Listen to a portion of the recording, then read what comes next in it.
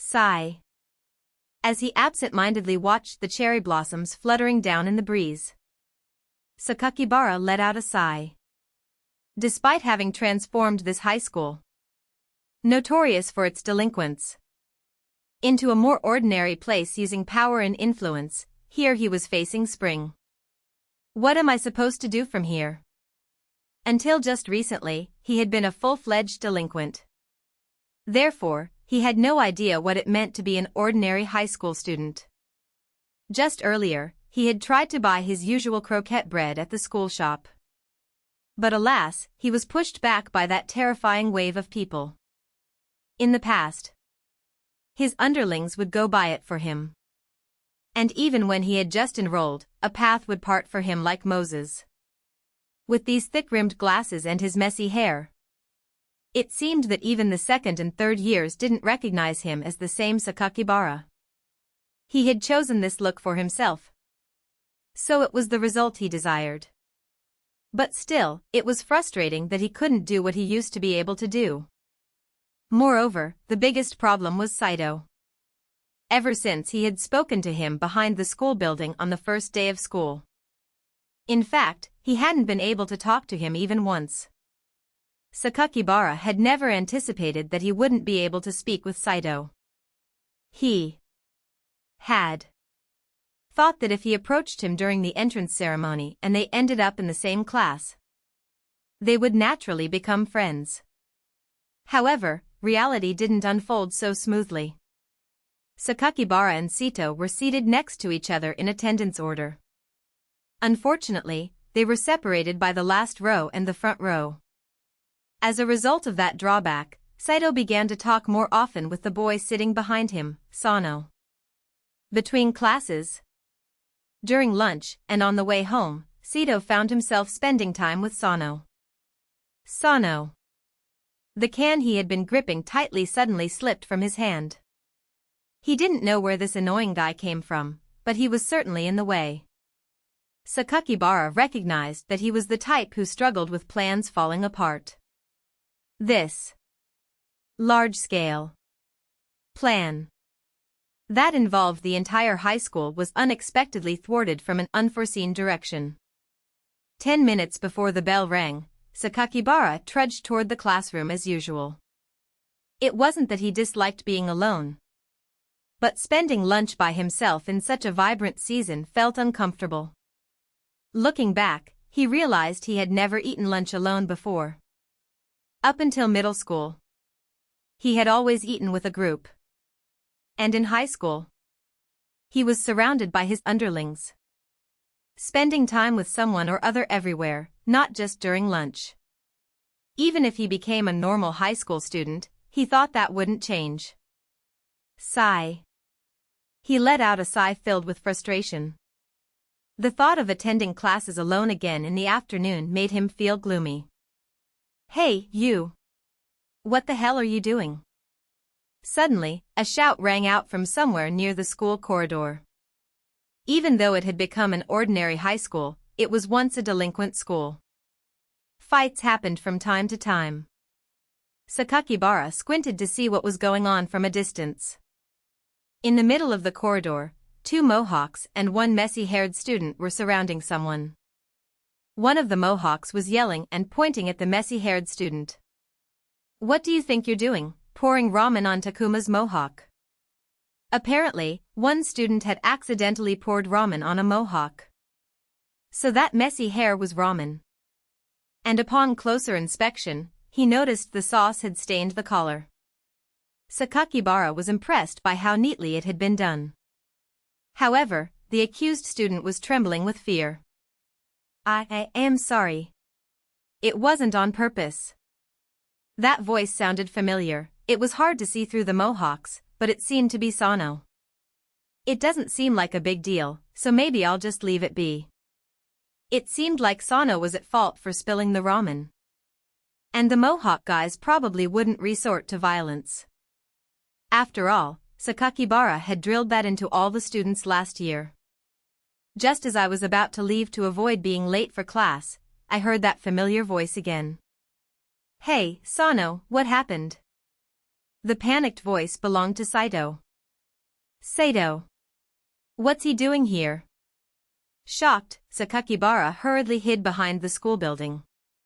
He could have just walked by without acting suspicious, but Saito had positioned himself behind Sano, alternating his gaze between Sano and the Mohawk guys behind him. Perhaps sensing the situation, he suddenly bowed and said, "I'm sorry for our Sano." Is he acting like a mother? Unlike Sakakibara, who was internally rolling his eyes, the three delinquents seemed to be getting angrier.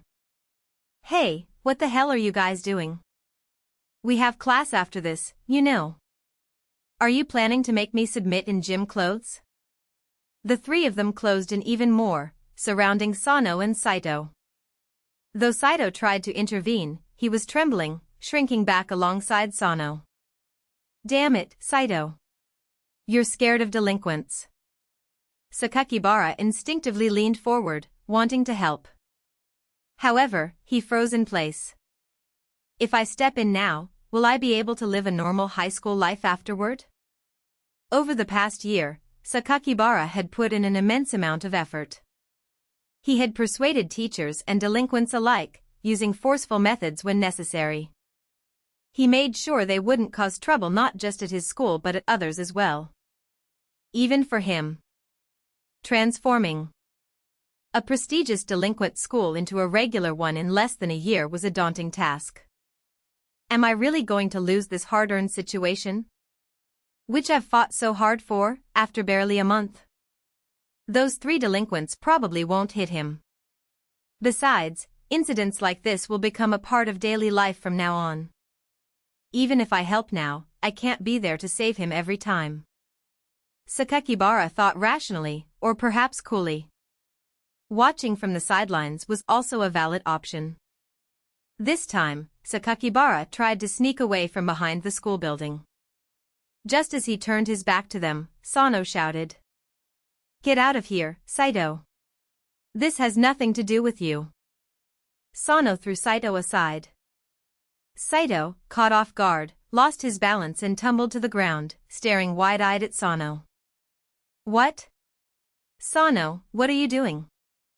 Shut up. This is my problem. Get back to the classroom. With a fierce glare, Sano shot a look at Saito. The anger radiating from him was enough to reflect the pressure of someone who had once been a delinquent in high school. Saito flinched, his body trembling. I am sorry, Sano. Though Sakakibara couldn't hear it, Saito muttered a small apology and headed back into the school. Once Saito's footsteps faded away, the three delinquents burst into laughter. Hey, look at you, kid. You really tried to play it cool, huh? And no, Saito really has nothing to do with this, it's my problem. Sano squeezed his eyes shut and forced the words out. His legs shook, and his face was a mess of snot and tears. Seeing him like that, Sakakibara felt a pang in his chest. What am I hesitating for? That kid, who's 3 years younger than me, is trying so hard, and here I am making excuses. With all his might, Sakakibara swung his hand, hitting himself. I'm really sorry about the ramen, I'll pay for the cleaning. And today I'll lend you my shirt. Sano desperately apologized. But the three delinquents, having lost their composure, were not satisfied. There's no way I'm wearing your shirt. Their pressure only intensified. Hey, what the hell are you guys doing? The one to cool down their heated tempers was a boy with long bangs that covered his eyes, black-rimmed glasses, and a neatly pressed uniform. The delinquents instantly recognized him as a first-year and shouted, Shut up, don't butt in, you little brat. Yet he doesn't stop walking. Watching him stride confidently, his core completely steady despite his relaxed pace, the delinquents began to sweat nervously. You little brat. Are you all going to forget in just a month? He brushes aside his bangs, takes off his glasses, and glares at them with piercing eyes. At that face, they remember. The man who once ruled this high school, awe-inspiring and brighter than anyone else. Sakakibara-san. What are you doing here, and why is your face swollen? This is a matter of principle. Ha. Amidst the commotion, Sano mutters Sakakibara, with a question mark floating above his head. It seemed the situation had calmed down, but one man still appeared restless. Sakakibara-san, can't you back down here? I can't forgive this guy. He ruined my carefully styled mohawk. I just got it done at the salon yesterday. Through the gaps in his ramen-like bangs, his eyes filled with despair peek out. Sakakibara meets that gaze directly and speaks. Go-to, I'm disappointed too that I can't see your spirited mohawk. But this guy didn't do it on purpose, right? Can't you let it go this time? No way, Sakakibara-san. I get what you're trying to say, but we're just delinquents to the core. Go-to unleashes his trembling fist towards Sakakibara. However, he easily dodges it. Then he hooks his middle finger with his thumb, gathering his strength. Yeah, we're delinquents. Still, I'm aiming to be a normal high school student. Asterisk crack. Asterisk. Ga. A flick on the forehead. With a sound that seemed impossible for a mere flick, Go-to was sent flying. Ignoring the commotion among the delinquents, Sakakibara stood in front of Sano. Are you okay, Sano? Yeah. Thanks. Wait, is that really you, Sakakibara? That's right. Wow, really? Does everyone know? Is that so? You should have known me for 2 or 3 years. But since I've changed my appearance quite a bit, I guess it's hard to recognize me, right? Sakakibara spoke to the delinquents in a perfectly normal tone. However, the two seemed to feel the pressure and straightened their posture. Why yes, I'm sorry. Sakakibara-san. I'll make sure to tell the others properly. No, you don't really have to, though. I'm fine, just hurry and take Go-to the nurse's office. He might have a concussion. Yes, I'm sorry. I apologize. The two of them bowed deeply, nearly hitting their faces on their knees, as they carried Go-to away. Sakakibara glanced at them from the side before turning back to Sano. Now then, Sano. Yes. The deep voice made Sano instinctively straighten his back. I have a favor to ask of you. Teacher, over here. Wait, is that Sakakibara? What happened to the seniors? Saito returned to the corridor with the intimidating gym teacher in tow. It seemed he hadn't just run away but had gone to call for help. They're already gone. Well, I apologized, and they forgave me. Sano, sweating nervously, tried to cover up the real reason, but it turned into a painful excuse. This all started just moments ago when Sakakibara had asked him. Make sure you don't tell Saito about me, okay? Despite his efforts, Sano wasn't particularly good at improvisation.